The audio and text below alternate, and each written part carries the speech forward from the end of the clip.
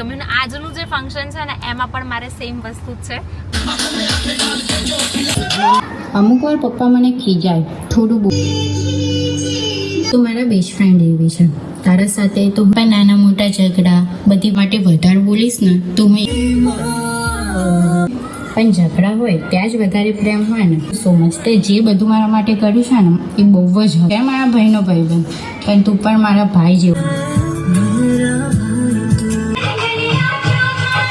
કે એ બાઇક લઈને જાય છે સ્પ્લેન્ડર થઈ જાય કારણ હું અત્યારે જે છું ને મારી જોડે. Everyone, Hare Krishna, welcome back to my new and fresh vlog. So guys, અત્યારે વાગોમાં થઈ ગયા છે 3:15. મસ્ત મજાના રેડી થઈ ગયા છે. થંબનેલ જોઈને તમને લોકોને ખબર પડી જ ગઈ હશે કે ઇવેન્ટમાં અમે લોકો જઈ રહ્યા છીએ guys. Back to back event અમારી શરૂ છે. ખબર જ નથી પડતી કે કયા ટાઈમે શું તમારી સાથે શેર કરું. આજે પણ એવું જ હતું. ગઈકાલે મેં વ્લોગ એડિટ કરી નાખ્યો તો 10 વાગે બધા જ રાહ જોઈ રહ્યા છે મારા વ્લોગની, પણ પોસિબલ જ ના થયું કારણ કે રાત્રે મને એટલું પથરીનો દુખાવો પડ્યો હતો, ગજબનું મને દુખતું હતું, એટલે પછી મેં કંઈ વ્લોગ ને એવું કંઈ એડિટ કર્યું જ નહીં. સવારે મેં એડિટિંગ કર્યું અને એડિટિંગ કર્યા પછી અપલોડ કર્યો ને તો 10:30નો ટાઈમ મૂક્યો. 10 વાગી ગયા હતા બરાબર, તો મેં 10:30નો ટાઈમિંગ મૂક્યો અને 10:30માં પાછું મેં શું કર્યું, PM લખી દીધું બરાબર, PM કરી દીધું ઊંઘમાં એટલે પાછા લોચા વાગી ગયા. પછી ફરી મેં ટાઈમ મૂક્યો 11:30નો, તો 11:30 નહોતા થયા. હું જોઉં કે કેમ બ્લોગ અપલોડ નથી થયો બરાબર. એટલે નિકેશ કે પહેલાં તો જોતો ખરી કે 11:30 થયા નથી, ક્યાં ગોટાળા મારે છે કે. Okay, hello, good morning.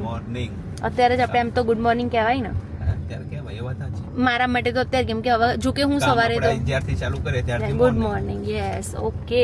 Hello ભવ્ય. ભવ્ય ઘણા ટાઈમ પછી અમારી જોડે આવી રહ્યો નહીં. હવે તો ભવ્ય બિઝી થઈ ગયો છે. બધા એવું કહે છે કે હમણાંથી ભવ્ય, સચિત, રિયાંશ દેખાતા, એમ એ બે તો જતા રહે પણ ભવ્ય બાજુમાં છે તો એ નહીં દેખાતો.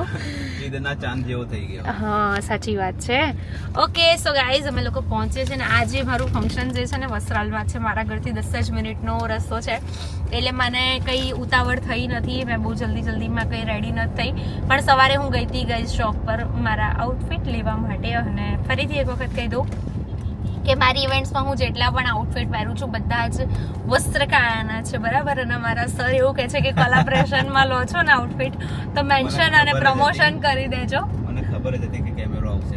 યસ, તો અમે પ્રમોશન કરી દીધું છે. અને એના સિવાય ગાઈઝ તુલસી વિવાહ છે જેની હું સાડીઓ પહેરું છું બેબી શાવરના ફંક્શન માટે. બહુ જ મસ્ત કલેક્શન હોય છે. અને 22 તારીખે મારે જવાનું છે મહેસાણા સવારે, એટલે એ દિવસે મેં એક સાડી ફાઇનલ કરી છે. અને કાલે તો મારે કંઈ જ કામ નથી, કાલે મારે એડિટિંગનું કામ છે. અને એના સાથે 22 તારીખે અમારે લોકોને મેચ જોવા જવાનો પ્લાનિંગ ચાલી રહ્યો છે. ખબર નહીં એ સક્સેસ થાય છે કે નહીં. પ્લાનિંગ તો અમે ઘણા બધા કરીએ જ છીએ. શું કહેવું, મેળ પડે છે કે નહીં. અને મારું તો પહેલાં એક વસ્તુ ફાઇનલ, મેં પહેલાં મેચનું જેવી વાત થઈ ને એવું મેં પહેલાં એક વસ્તુ એવી કીધી કે મેચ જોવા જવાનું થાય તો કંઈ જ વાંધો નહીં, પણ 1-1.5 વાગે મહેસાણાથી રિટર્ન આવીને પહેલાં મારે 1-1.5 કલાક સૂવું પડશે, કેમ કે બધાને ખબર છે કે સવારે ઉઠવું ને મારા માટે સૌથી મોટો ટાસ્ક છે. અલ્યા ઓ સાંજે જવાનું છે મેચ જોવા.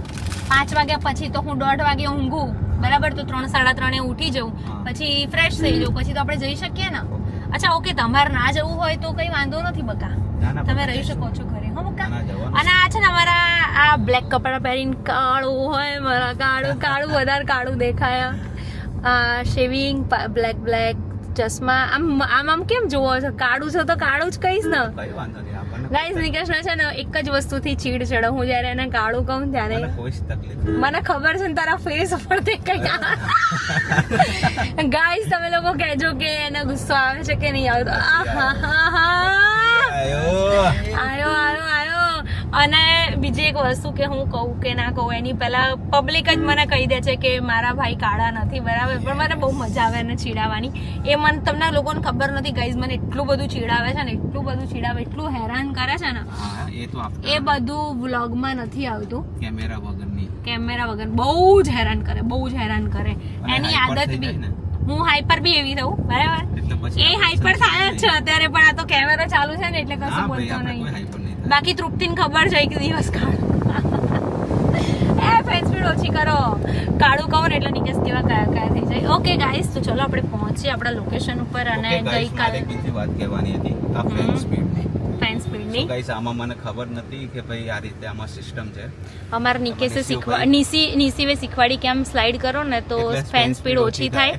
અને સ્લાઇડ કરીને વધારો ને તો વધી જાય. મને એકચ્યુઅલી અહીંયા પેલું ટચ વાળી સિસ્ટમ મને એવી ખબર હતી, પણ અહીંયા સેન્સર પણ છે ને. આ તમે જે આ વધારો છે ને ફેન સ્પીડ, એમાં આપણો અવાજ બી ખબર છે ખરાબ આવે બ્લોક કરી દેવાનું અહીંયા સ્લાઇડ કરી દેવાનું. બરાબર. શીખવાડ્યું છે તમને. હા, શીખવાડ્યું છે. અને ગઈકાલે જેમ ગાઈઝ તમે લોકોએ જોયું, કેમ કે મહેસાણા સાઈડ છે ને એવો કોન્સેપ્ટ છે કે હલ્દીમાં જેટલા બી કુટુંબવાળા હોય ને એ લોકોને બોલાવવાના. કોન્સેપ્ટ સારો છે અને કોન્સેપ્ટ બી સારો છે, અમને લોકોને જો કે બહુ જ ગમ્યું. ને આજનું જે ફંક્શન છે ને એમાં પણ મારે સેમ વસ્તુ જ છે, બરાબર. તો બહુ જ મજા આવશે. ચલો જઈએ અને જોઈએ કે આજે કેવું એન્જોય કરીએ છીએ અમે લોકો. વારમાં થવા જઈ રહી છે, બરાબર. કેટલા લોકો એક્સાઇટેડ છે એમની એન્ટ્રી માટે? આહા, આજે મને બહુ જ મજા આવવાની છે, બરાબર.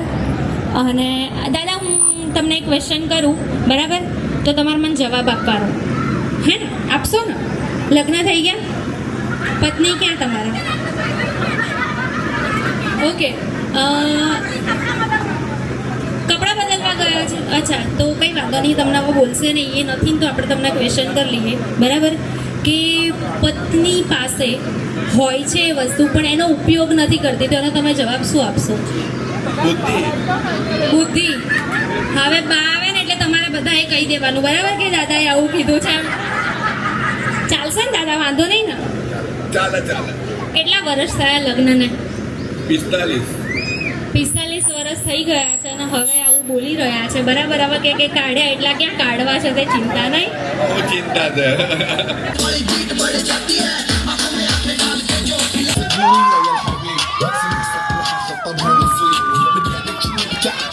છે ને એ મમ્મી પપ્પા અને બે ભાઈ માટે છે ને સરપ્રાઈઝ ડાન્સ છે. બધાય પ્રેમ તો હું એમને જ કરું છું. અમુક વાર પપ્પા મને ખીજાય, થોડું બોલે, પણ છેલ્લે તો મારું મનગમતું આપીને મને મનાવી જ લે છે. આ મતલબી દુનિયામાં સૌથી જો બેમતલબ માણસ કોઈ હોય ને તો એ મારા પપ્પા છે. એ એમનું બધું જ છોડીને મારા માટે વિચારે છે. પપ્પા પાસે જો મેં કંઈ માંગ્યું હોય ત્યારે એમની પાસે પૈસા હોય કે ના હોય, પણ એમના મોઢેથી મેં ના શબ્દ ક્યારેય નથી સાંભળ્યો. એમને મારી બધી જ ઈચ્છાઓ પૂરી કરી છે. થેન્ક યુ પપ્પા, આ તમારા માટે.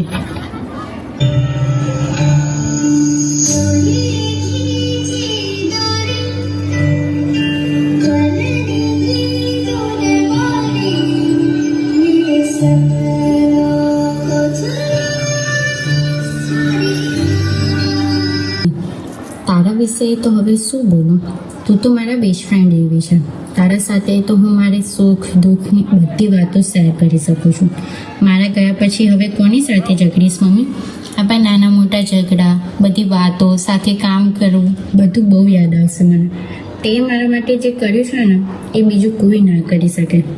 તને માં કહું કે ભગવાન, વાત તો એક જ છે ને. હવે જો તારા માટે વધારે બોલીશ ને તો હું ઇમોશનલ થઈ જઈશ અને તું પણ રડવા લાગીશ. તો આ તારા માટે મમ્મી.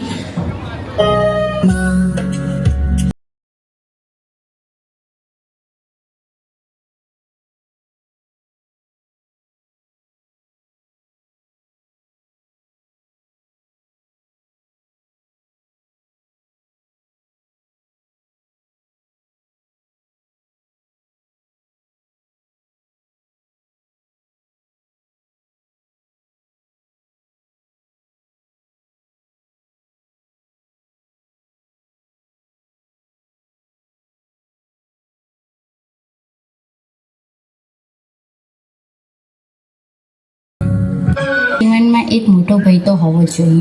એ એક બ્લેસિંગ છે. ભાઈ યાદ છે તને એ આપણું બાળપણમાં લડવું ઝઘડવું ને પછી પાછું એક થઈ જવું, નાની નાની વાતોમાં રિસાઈ જવું ને પછી માની જવું. એમ તો હું ને ભાઈ બહુ વધારે જ ઝઘડીએ છીએ, પણ ઝઘડા હોય ત્યાં જ વધારે પ્રેમ હોય ને. હા, કાલથી હવે તને રૂમ શેર નહીં કરવો પડે, વોર્ડરોબ પણ આખું તારું થઈ જશે. કાલથી તો હવે મોમોઝમાં પણ કોઈ ભાગ નહીં પડાવે. એમ તો ભાઈ મને બહુ પ્રેમ કરે છે. મારા બધા મનગમતી વસ્તુઓ, મારા બધા સપનાઓ એને જ પૂરા કર્યા છે. Thank you so much. તે જે બધું મારા માટે કર્યું છે ને એ બહુ જ હતું. દિવ્યાંગ, તું છે મારા ભાઈનો ભાઈબંધ, પણ તું પણ મારા ભાઈ જેવો જ છે.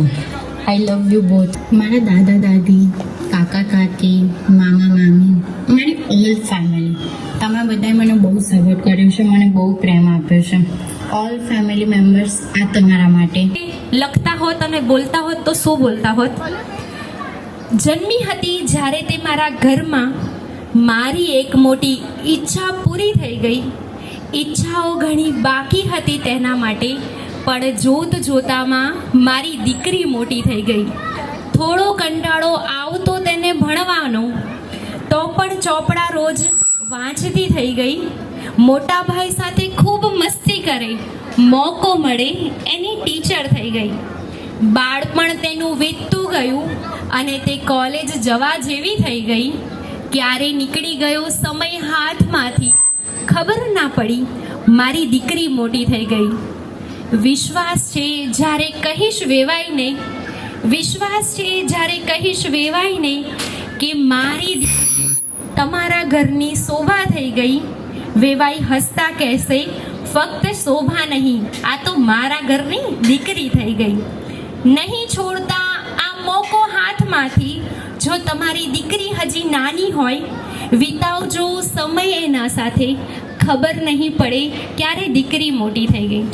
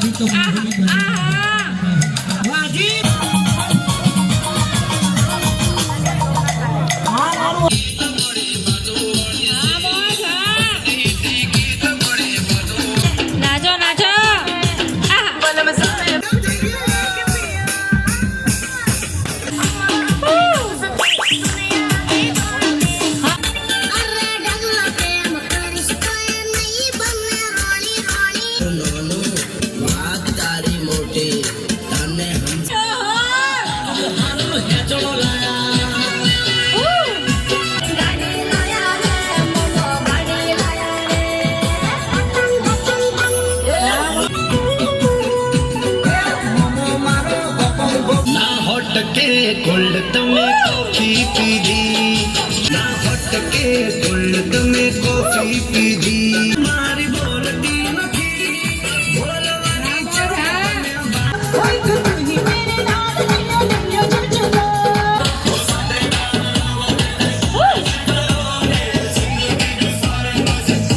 આહા, મહેશ કુમાર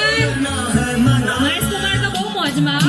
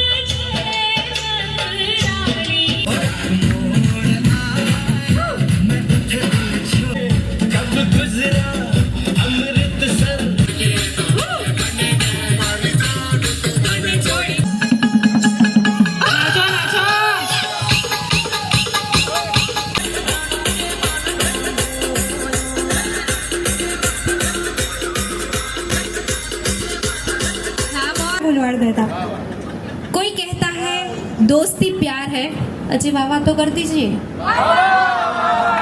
कोई कहता है दोस्ती प्यार है, कोई कहता है पर दोस्ती दोस्ती है जिससे बढ़कर ना ही कोई प्यार है, ना ही कोई जिंदगी है.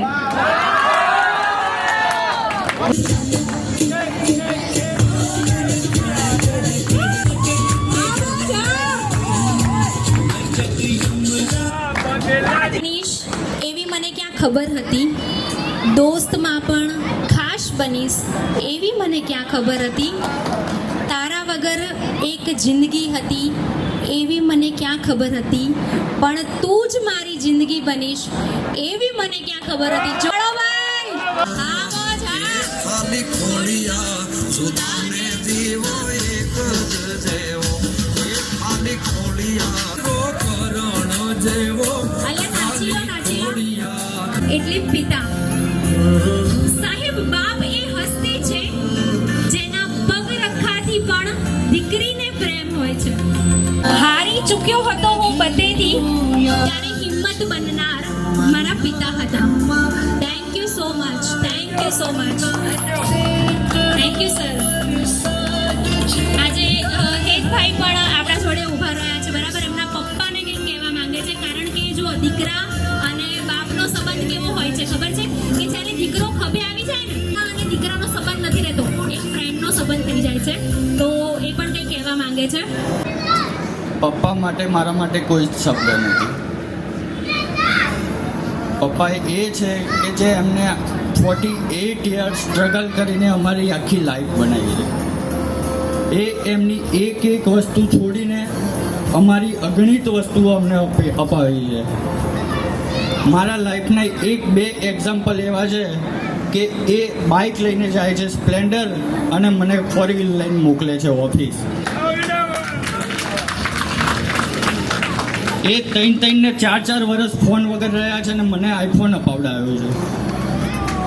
અને મને મારી જિંદગીના એ બધા જ ફ્રીડમ આપ્યા છે કે મેં નહોતા વિચાર્યા કે મારા પપ્પાએ મને આપ્યા હશે, કે કોઈના પપ્પા આટલી બધી ફ્રીડમ નહીં આપતા હોય. આઈ લવ યુ ડેડ. જોરદાર તાળીઓ થઈ જાય, કારણ કે ઘણી વખત એવું બનતું હોય છે અહીંયા જેટલા પણ ભાઈઓ બેઠા છે, બરાબર, એ લોકોને પણ ક્યારેક એવું થયું હશે કે આપણું બાળક ક્યારે મંગાવે કે મારા માટે પપ્પા આ 1000 રૂપિયાની વસ્તુ લઈ આવજો, 1500ની વસ્તુ લઈ આવજો. પપ્પાના ખિસ્સામાં ઘણી વખત એવું થયું હશે કે 500 રૂપિયા જ હશે, પણ બાળકની મંગાવેલી વસ્તુ એ હાજર કરીને લાવે છે. અને હંમેશા આભાર માનજો જો તમારી પાસે તમારા માતા પિતા હાજર હોય તો. અને થેન્ક યુ સો મચ મને અહીંયા ઇન્વાઇટ કરવા માટે. થેન્ક યુ સો મચ, તમારા બધાનો આભાર છે કે મને આટલો બધો સપોર્ટ કરવા માટે. Thank you so much, thank you so much. કોઈ સ્પીચ તો તૈયાર કરી નહીં અને બોલતા આવડતું નહીં, પણ હવે બધાએ કીધું છે તો મારે થોડું કહેવું છે. કદાચ આ વાક્ય કહેવાની હિંમત કોઈ પુરુષ નહીં કરી શકે, કોઈ નહીં કરી શકે, પણ હું અત્યારે જે છું ને મારી જોડે કશું નથી. જે છું એ મારી પત્નીના હિસાબે છું. બધું એનાથી છે, મારાથી કશું નહીં. હું તો ખાલી મજૂરી કર્યું છું, બાકી આ બધું એનું છે. માં ગણો, જે ગણો, બધું એને મને વાર્યો છે ને એને જ મને તાર્યો છે. કદાચ ક્યાંક આડું થયું હશે તો બી એને જ મને સીધા રસ્તે લીધો છે. એટલે એના માટે I love you. Thank you so much, તમે બધાએ મને આટલો ટાઈમ આપ્યો અને મારી વાત, મારા શબ્દોને સાંભળ્યા અને મારા શબ્દોને વધાર્યા. Thank you so much. Finally અમે લોકો અત્યારે પહોંચી ગયા હતા દુકાને. ગાઈઝ તમે લોકો કહો છો ને કે હા બધા મતલબ ઘરના બી એવું કહે છે અત્યારે તો કે તૈયાર થઈને ફરવું જ છે ને હિરોઈન ની જેમ. હિરોઈન પાછી આવીને આગળ મજૂરી જ કરતી હોય. સાચી વાત છે કે નહીં? આ ગાઈસે મહેનત તો કરે છે અમારા મેડમ, કારણ કે હું બી ઘણી વાર એને કહું છું કે ભાઈ તું આરામ કર, પણ એને ખબર નહીં, આરામમાં ખબર નથી પડતી. એ દુકાને આવીને કંઈક ને કંઈક કરતી જ હોય એમ. યસ ગાઈઝ, નવી ઓફર બી આવવાની છે બહુ શોર્ટ ટાઈમમાં, એ જોવાનું ભૂલતા નહીં.